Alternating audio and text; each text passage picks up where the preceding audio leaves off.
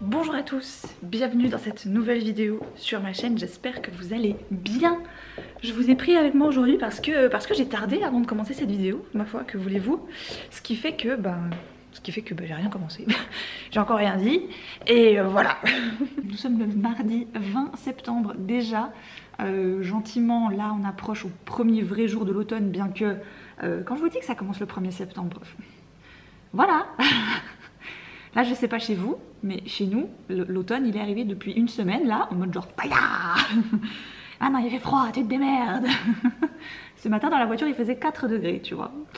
Et alors moi, ça ne me dérange pas, parce que je suis pas très sensible au froid, ou en tout cas, le froid ne me dérange pas. Je préfère avoir froid et pouvoir mettre des couches, me réchauffer, prendre une bouillotte, boire un thé ou un café chaud, enfin, ce que tu veux. Trouver des moyens pour me réchauffer, plutôt que avoir trop chaud et ne plus savoir comment me rafraîchir. Voilà. Donc jamais vous ne m'entendrez me plaindre que j'ai trop froid, que j'aime pas parce qu'il fait moche et qu'il pleut, et puis parce que moi j'aime ça. Voilà. Dans le dernier vlog, je vous laissais sur mon coup de cœur, je pense qu'on peut appeler ça comme ça, de la 9e maison de Leigh Bardugo. Voilà, je vais pas revenir dessus, j'ai dit que j'avais adoré, j'ai adoré. Voilà, j'ai même réussi à le prêter à ma mère, pourtant, de prime abord, je me suis dit, ça risque pas trop de lui plaire parce qu'il y aura ce côté un peu fantastique et autres, mais c'est du fantastique, c'est pas de la fantaisie pure et dure, c'est du fantastique en termes de magie et de paranormal, on va dire quand même assez soft. Voilà, je veux dire, il y a des fantômes, il y a des sociétés secrètes qui font des trucs un peu étranges avec un peu de magie, mais pas non plus des trucs trop tirés par les cheveux. Tu vois, limite, le truc le plus impressionnant, c'est les fantômes. Et le fait que le personnage principal puisse les voir et un peu communiquer avec eux, etc. Le reste de type surnaturel, c'est presque limite croyable. Comment tu peux dire ça? Ouais, on pourrait presque y croire, quoi. Je continue par vous dire que j'ai terminé le premier tome de la saga Blackwater de, je sais plus, McDowell, quelque chose, chez les éditions Monsieur Toussaint l'Ouverture, qui était pas mal. Je pense que j'en attendais un peu trop de ce premier tome, mais c'est vraiment un premier tome dans tous les sens du terme. C'est une intro à l'intrigue, aux personnages, à la famille, à la situation, à plusieurs événements. Alors les années passent assez vite, mais j'en attendais peut-être un peu trop par rapport à tous les éloges que j'en avais entendus. Après, clairement c'est une bonne introduction, ça m'a donné envie de découvrir la suite.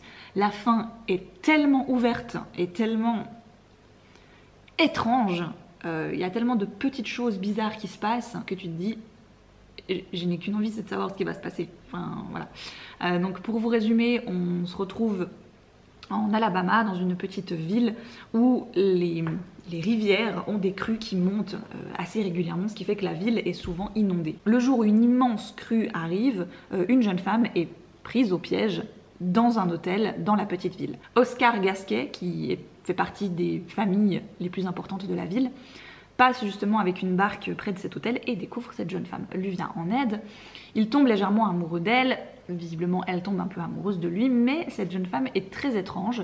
Comment elle est arrivée là? Comment est-ce qu'elle s'est retrouvée piégée dans cet hôtel alors que tout était inondé? Comment est-ce qu'elle a fait pour survivre pendant des jours dans cet hôtel inondé? Il y a vraiment un gros mystère qui plane autour d'elle, je suppose quelque chose de un peu surnaturel quand même.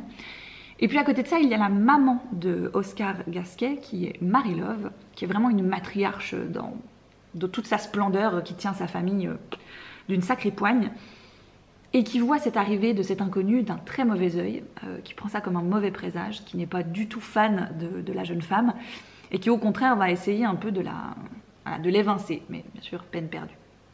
Donc voilà, ça va être l'histoire de cette famille, son lien avec cette jeune femme, qu'est-ce qui va leur arriver.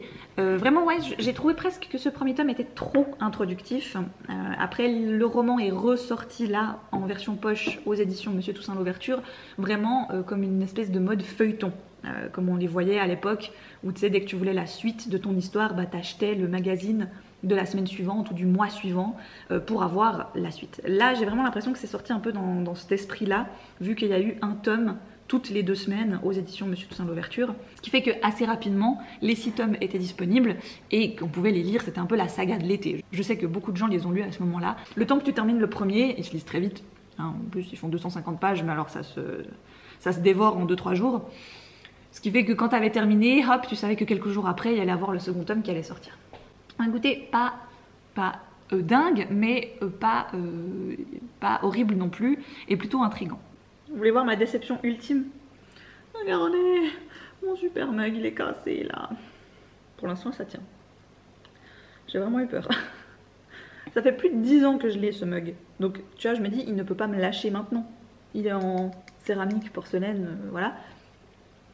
C'est un mug de voyage, certes, mais il a tenu 10 ans sans que je le casse, sans que je le laisse tomber, sans qu'il se casse la gueule dans mon sac, que sais-je. Pourquoi il se casserait maintenant? Bref. Je vais terminer aussi ma grosse affaire. J'ai un gros truc en chantier pour une opération autour de Choupi. Ah, Choupi, le héros des petits, hein. Choupi qui me fait un peu suer, je vous avoue.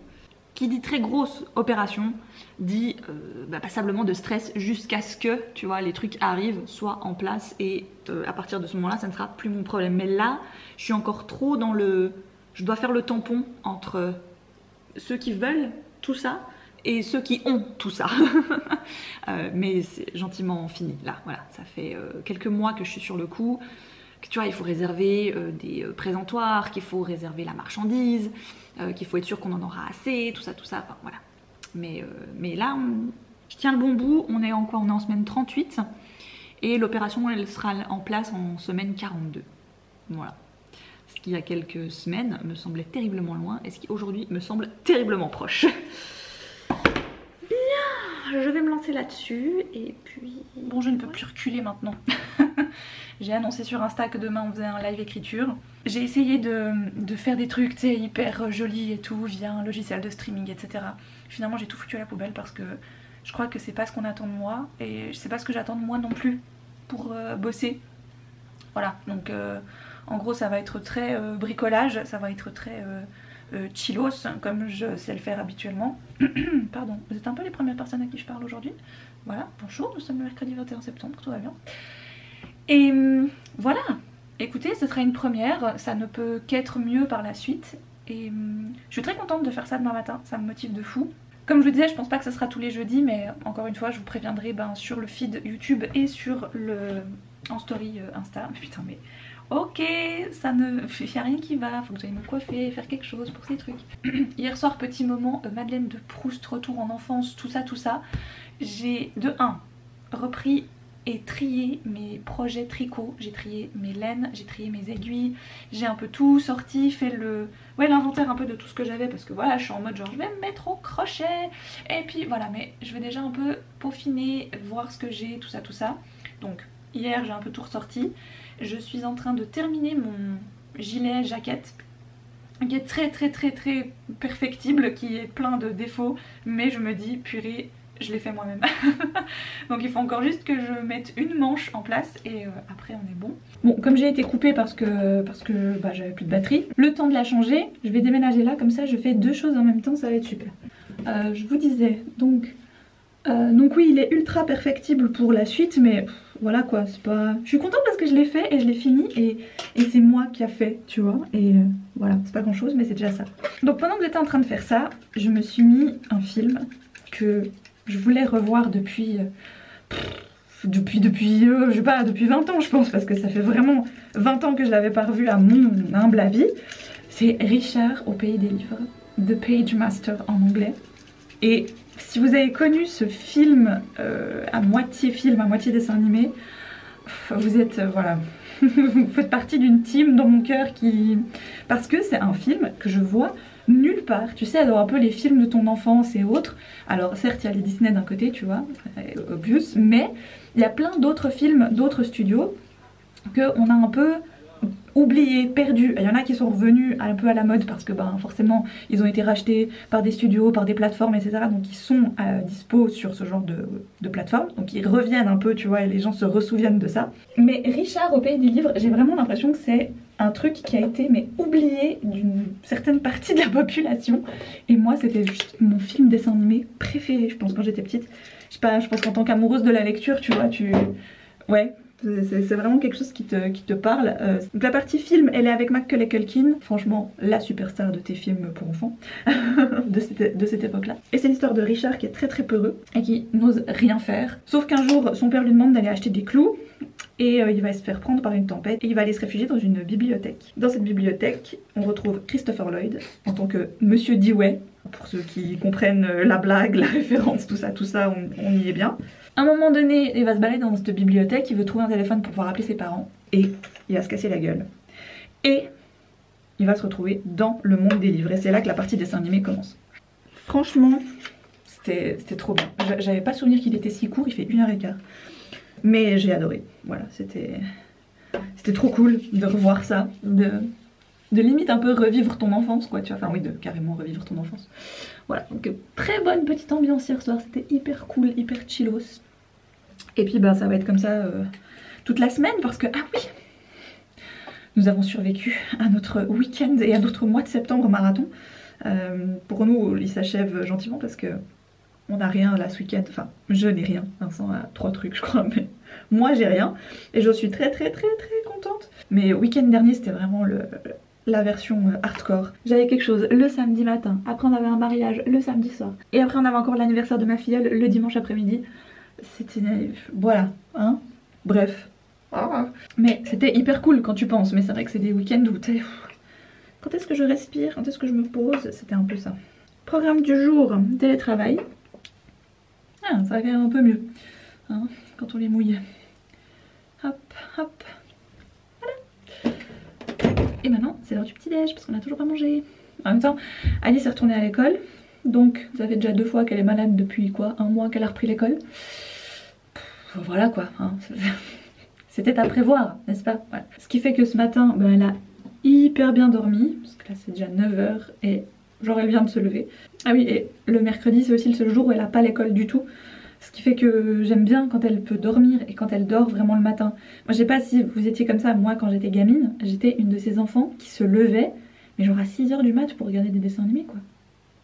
Génération télé tu sais. Là je remarque autour de moi, on est tous des parents hyper contrôle tu sais sur les temps d'écran de nos enfants et tout, à dire genre bon alors avant tel âge pas d'écran et puis à partir de tel âge c'est tant d'écran par jour, voire une fois tous les 2 jours, voire que le week-end. Enfin bref, après ça c'est chacun gère comme il veut tu vois, enfin...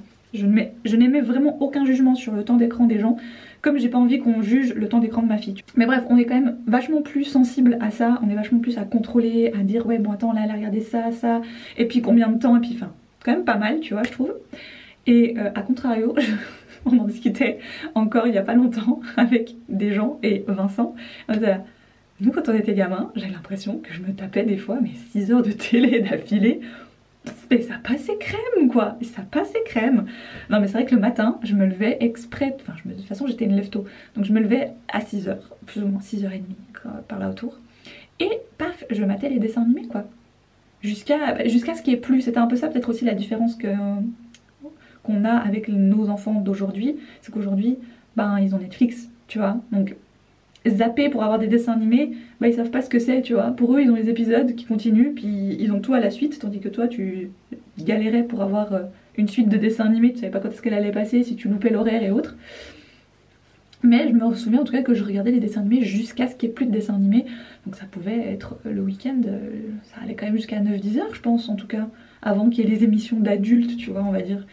Donc ouais, c'est quand même, c'était peut-être quasi 3-4 heures de télé par jour, tu sais, c'est énorme quand tu penses. Bref, mais voilà, là elle est malade, elle est pas très bien. Du coup je suis un peu plus ok pour la télé, tu vois. Enfin, parce qu'd'un côté j'ai envie qu'elle se pose, j'ai pas envie qu'elle fasse non plus trop d'efforts. Je sais pas si cet après on ira au judo ou pas, enfin bref, voilà. Welcome to ma vie de maman. Bah ça sent bien la fin de semaine, hein. Ah vache. Ah elle a pété cette semaine, hein. Franchement c'était pénible. Dans les sens, voilà, tu sais, il y a des trucs un peu improbables et imprévus qui se passent au job notamment. Et c'est la vie, voilà. Je suis, mais alors en pleine lumière dégueulasse hein, quand même. Je suis contente, j'ai rechangé mon canapé. Vous allez vous dire, mais pas du tout Margot, il est comme d'habitude ce canapé. Oui, sauf qu'avant, j'avais surélevé le truc avec un ancien matelas que je savais pas où ranger, donc je l'avais mis dessous, tu vois, sauf que le truc était beaucoup trop haut, ce qui fait que quand tu te mettais dessus, bah il y avait tout, ça tombait, c'était pas agréable, tu te prenais le mur, enfin, c'était pas l'éclate quoi. Tandis que maintenant, c'est à l'ancienne. Voilà, je suis contente, j'ai retrouvé mon mur. Je suis bien. Oh, avant, non mais mon dieu. J'adore l'automne, hein. Vraiment, vous savez, je vous ai toujours dit, je me plaindrai jamais de l'automne, tout ça, mais il y a une chose, vraiment il y a une chose, je me dis, ça si on pouvait l'enlever, tu vois, ça me dérangerait pas. Les immenses araignées qui se disent, je vais rentrer chez toi, il fait chaud chez toi, je vais aller chez toi, ça me plaît pas. J'en ai tué une immense dans la chambre à Alice avant, j'étais alors... Voilà, je suis allée avec la tapette à mouche, j'étais très courageuse parce que Vincent n'est pas là ce soir, donc voilà, j'ai pris mon courage à deux mains. Et ma crainte, c'est toujours, je me dis, il faut que je la chope du premier coup, tu vois, parce que si je la chope pas et qu'elle tombe et qu'elle déguerpille, je suis tétanisée, je sais plus quoi faire. Donc c'est toujours ma peur, c'est de ne pas y arriver du premier coup. Là j'ai réussi, j'étais contente. Je suis allée me prendre une bonne douche, hein, tu sais le truc vraiment qui te lave de toute ta semaine. Et puis j'allais me poser, j'ai bien envie de terminer ma lecture en cours parce que il y a ça qui est sorti hier, que j'ai ramené du travail et que j'ai trop envie de commencer, tu sais, genre le plus vite possible. Non, c'est pas ça. C'est...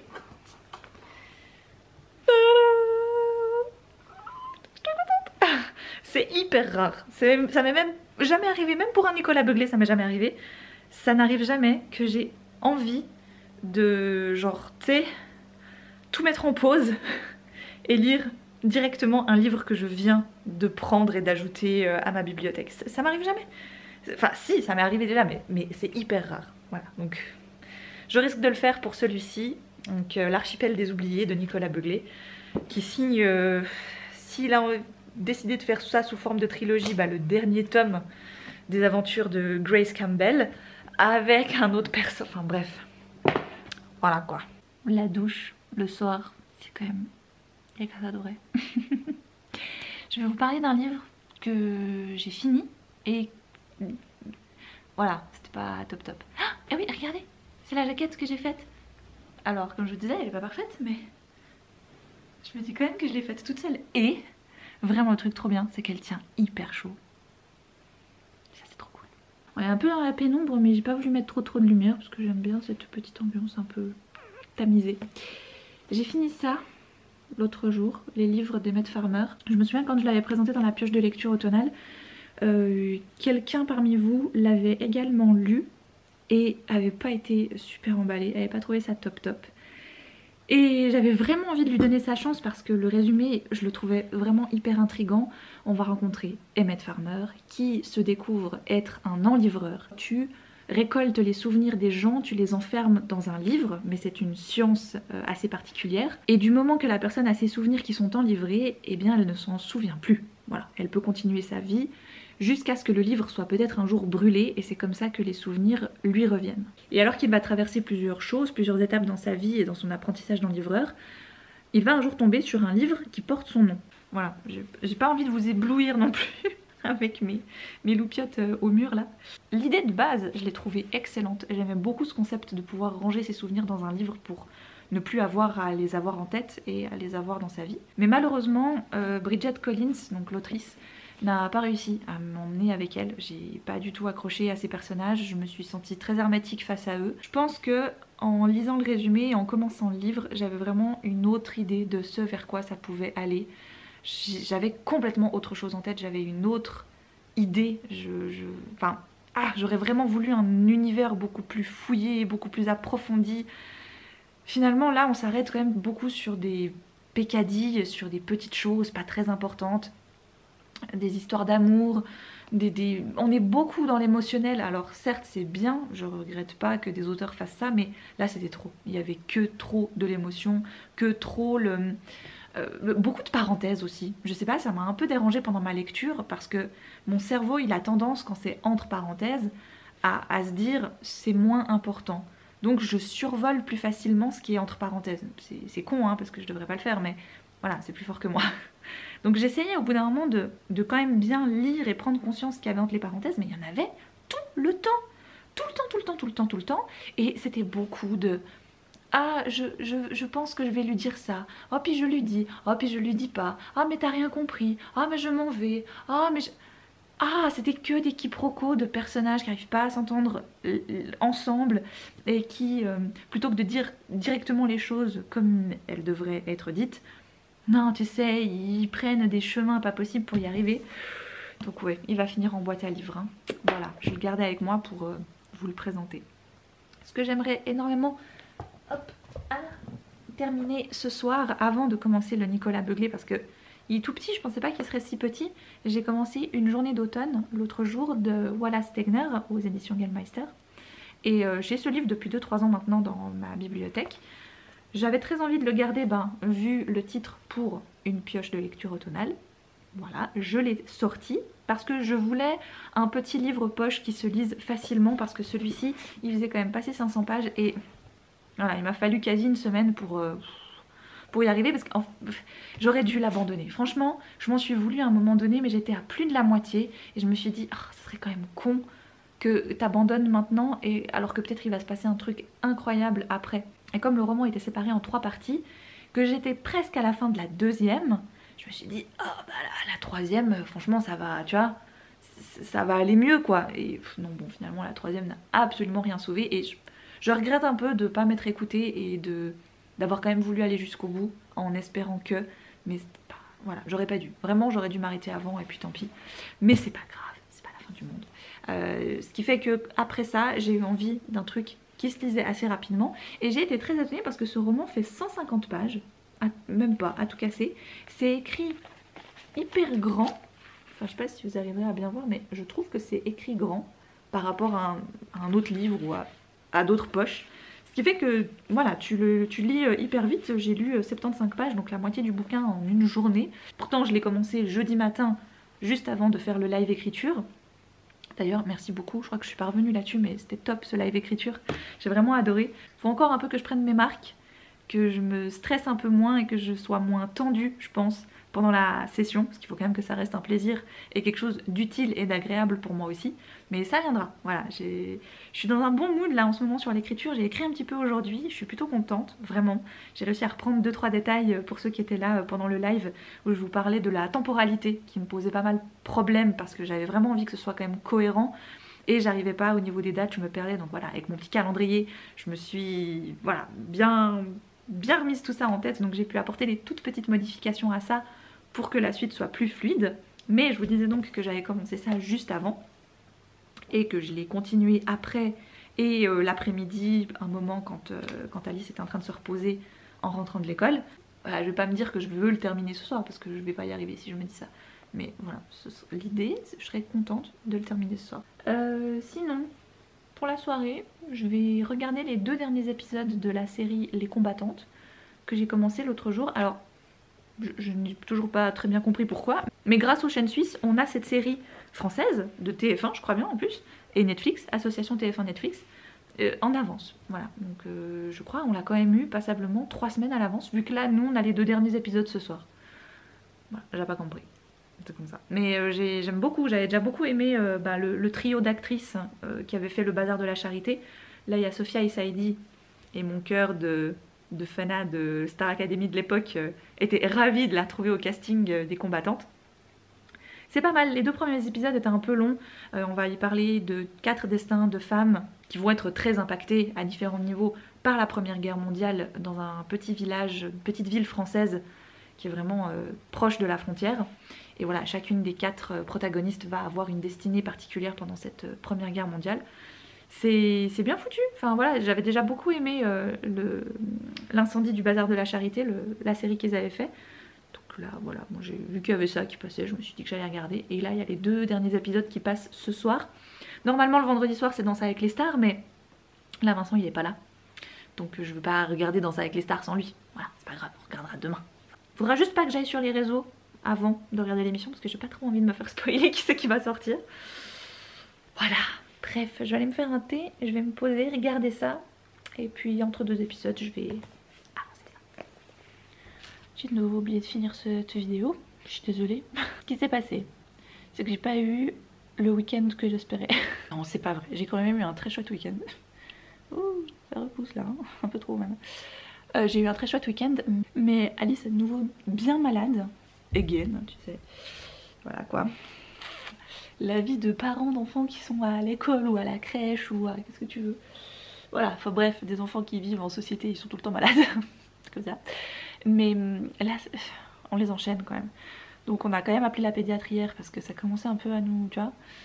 Je semble pas plus inquiète que ça. Visiblement énormément, voire le double d'enfants sont malades comparé à l'année dernière, à la même période. Donc bon, elle a rien de, voilà quoi, tu vois, elle tousse, elle renifle. C'est juste que tu vois, sur le moment ça dure. Et la nuit de dimanche à lundi, j'ai dormi 4 heures je pense. J'étais éclatasse hier au travail, c'était un peu compliqué. Cette nuit ça a été beaucoup mieux. Et voilà. Reste que je reste un peu fatiguée quand même. Je ne vous le cache pas. J'aimerais bien vous mettre un chouïa plus haut parce que c'est pas pratique là. Heureusement qu'elle est booktubeuse la dame. Voilà. Voilà, quand même mieux comme ça.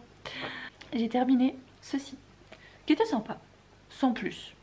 Je m'attendais à beaucoup mieux, à beaucoup plus.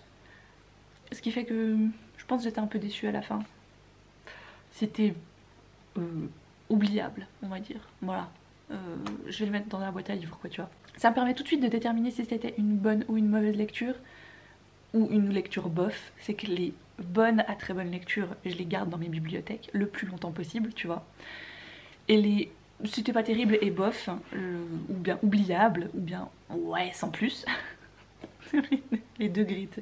Je vais les mettre en boîte à livres. Donc la destination du livre après lecture est un bon indice sur si j'ai vraiment aimé et je vous le conseille, ou si ouais, franchement vous pouvez passer à côté, c'est pas grave quoi.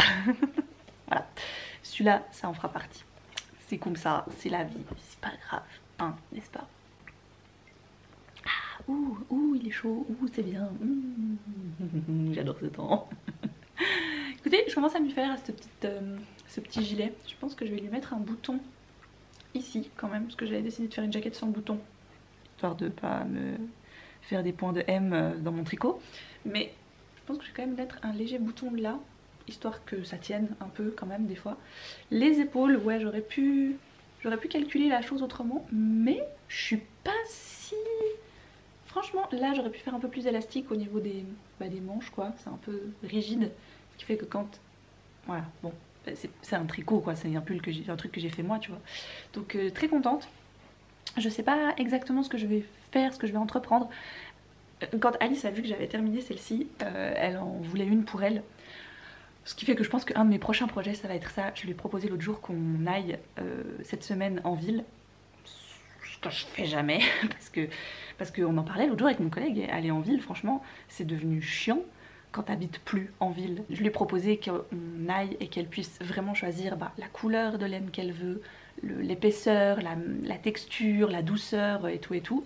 Et ça pourrait être mon petit projet plus petit, hein, parce que ouais, quoi que je lui ferai quand même un format assez grand qu'elle puisse la garder longtemps. Je pense que je ferai une taille autour des 128 par là autour, ce qui équivaut à du 8 ans plus ou moins. Mais voilà, je suis très... Franchement, vous savez pourquoi je l'aime beaucoup aussi? Je pensais pas au début parce que je trouvais que je l'avais pas fait assez longue. Ce qui fait que je trouvais ça un peu dommage de... Moi j'aime bien avoir des trucs hyper loose, tu sais, et trop grand pour moi. J'ai cette fâcheuse tendance à ne pas prendre ma taille. Je déteste tellement être serrée dans mes fringues. Je suis claustro des habits quoi, je sais pas comment on peut dire ça. Et j'ai besoin de trucs, oui, où c'est trop grand. L'autre jour on est parti à la jardinerie samedi. Franchement j'avais un monstre jean, mon pull Teen Wolf que Anaïs m'a offert. Tu sais c'est un de ces gros pulls, tu vois, capuche et haut, donc il est grand quoi. Et j'ai mis le cardigan de Taylor Swift par dessus. J'avais un de ces looks, c'était vraiment genre, je flottais dedans. Mais j'étais là genre, j'aime bien, j'ai besoin de pouvoir, tu sais, me sentir dans mes fringues. Je déteste me sentir, tu vois, genre ça, déjà, je suis contente parce qu'il est élastique, tu vois. Donc au pire, si je suis embêtée à un moment ou à un autre, je peux bien bouger dedans. Donc voilà, et donc celui-ci, oh purée, tout ça pour vous dire ça quand même, hein. Non mais, ça va aller ou quoi? Au départ, je le trouvais trop court. Je me suis dit mince, j'aurais dû le faire un peu plus long. Mais il est pas si court que ça parce que ça peut être ma couche en plus sous ma veste en jeans. C'est la veste en jeans de mon papa, d'accord? C'est celle qu'il mettait quand il était plus jeune, tu vois, quand je suis arrivée. Donc c'est mon papa de quand il avait 28-30 ans, quoi, tu vois. Et je l'ai toujours connu avec cette veste en jeans. Tous mes albums photos, mon père, il a cette veste en jeans, tu vois. Donc c'est une Levi's. Elle est délavée à mort. Elle est... Enfin voilà, tu sais que... Bah, je sais pas quel âge elle a. Elle a 40 piges, cette veste, quoi. Voire plus, tu vois. Et il pouvait plus la mettre, donc il voulait s'en débarrasser. Je lui ai dit non, non, ne t'en débarrasse pas, donne-la moi. Je lui ai piqué cette veste. Et depuis quoi, ça fait que je l'ai maintenant 5 ans? Ouais, un peu plus de 5 ans, je dirais. Je ne la quitte plus. Tu vois, vraiment. Elle est trop grande, mais ah, je l'aime trop. En plus, elle a des méga poches intérieures. Et quand je vous dis poche intérieure, c'est qu'il y a un vrai poche qui passe dedans. J'adore. Au bout d'un moment dans l'année, quand même, tu vois, elle devient trop fine, quoi. Je peux plus vraiment la mettre, évidemment. Donc à chaque fois, je rajoute des couches dessous pour pouvoir la mettre le plus longtemps possible. Sauf que je déteste quand le pull ou la jaquette que je porte dessous dépasse sur mon cul et dépasse de la veste, tu vois. Donc j'ai pas beaucoup de jaquettes qui me permettent ça. J'ai des pulls qui me permettent ça, mais j'ai pas beaucoup de gilets comme ça. Je sais qu'en France vous dites gilet, nous on dit jaquette. That's it. Mettez-le dans votre dictionnaire de Margot. Quand j'ai dit jaquette, pour vous ça veut dire gilet, d'accord? Et donc je cherchais, il me fallait une jaquette un peu plus courte mais quand même très chaude pour pouvoir, enfin, voilà. Et j'ai pas du tout pensé à ça quand je l'ai tricoté donc hein. Mais c'est l'autre jour en voulant justement mettre cette veste mais il faisait un peu froid tout ça, j'ai dit mais en fait elle a la longueur parfaite. Tu sais, il n'y a rien qui dépasse et en même temps elle me tient super chaud. L'arme du crime. Ça dépasse pas. Tu veux pas refaire le look cocooning? Tu mets ça par-dessus, un café et tu te barres au travail. J'adore cette veste, j'adore. Regarde la poche, regarde la poche. Oh mon dieu, un bout de carton. Look de poche. Il y a vraiment, tu peux vraiment mettre un livre de poche dedans. Bonjour les vêtements, c'est ça qu'on veut. On veut mettre des putains de livres dans nos vestes. On veut des pantalons avec des poches de tous les côtés et pas des fausses. Ok, c'est pas compliqué quand même. C'était le moment fashion de Margot Liseuse. Ça arrive une fois tous les 30 ans, donc profitez-en. Franchement, je vous ai grave privilégié ce matin. Parce que mon réveil a sonné à 6h. Sauf que Alice est venue dans notre lit à 5h. Puis est retournée dans le sien vers 5h15, 5h20, par tout. Donc le temps que je me rendorme jusqu'à 6h, j'avais un peu, tu vois, c'était un peu compliqué. Ce qui fait que finalement, j'ai décalé mon réveil à 7h, tu vois, pour avoir une heure de rab. Voilà. Je me suis bien levée à 7h, un peu dans les choux encore. Et plutôt que de me mettre derrière mon petit ordinateur comme je fais d'habitude pour gagner un peu de temps sur ma journée, j'ai préféré venir vous parler quand même. Si ça c'est pas du preuve d'amour de ma communauté. Sauf que j'ai parlé beaucoup trop longtemps comme d'habitude, donc là bah, c'est déjà l'heure que je me prépare pour vraiment aller physiquement au bureau.